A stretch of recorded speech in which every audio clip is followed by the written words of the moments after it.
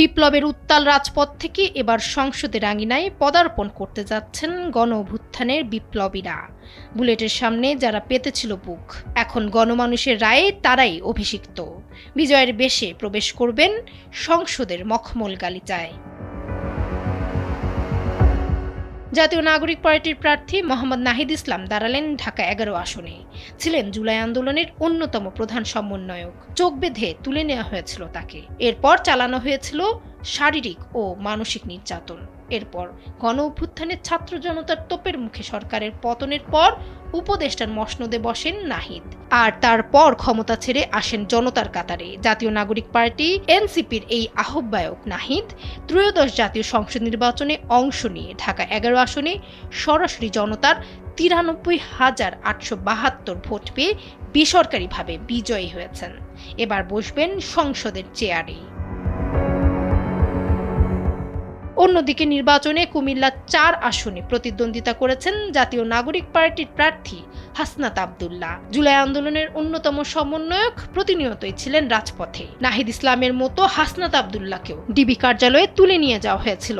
আর এবার সরাসরি সেই হাসনাত আব্দুল্লাহই হতে যাচ্ছেন সংসদের সদস্য। মোট 116টি ভোট কেন্দ্রের সব কয়টিতেই বেশি ভোট পেয়ে জয় পেয়েছেন হাসনাত আব্দুল্লাহ। জেনজিদের তৈরি এনসিপির সদস্য সচিব আক্তার হোসেন, যিনি জুলাই আন্দোলনে ছিলেন সর্বদা সোচ্চার। রংপুর 4 আসনে নিকটতম প্রতিদ্বন্দ্বী বিএনপির সাবেক জেলা সভাপতি এমদাদুল হক ভরসার সঙ্গে হাড্ডাহাড্ডি লড়াইয়ে জয় পেয়েছেন তিনি। আক্তার হোসেন পেয়েছেন 1,47,947 ভোট। অন্যদিকে প্রতিদ্বন্দ্বী ধানের শীষ প্রতীক পেয়েছে 1,38,944 ভোট। নোয়াখালী 6 আসনে জাতীয় নাগরিক পার্টির শাপলাকলি প্রতীকের প্রার্থী হান্নান মাসুদ জয়ী হয়েছেন। তিনি নিকটতম প্রতিদ্বন্দ্বী ধানের শীষ প্রতীকের প্রার্থী মাহবুবুর রহমান শামীমের থেকে 26,746টি ভোট বেশি পেয়ে বেসরকারিভাবে নির্বাচিত হয়েছেন।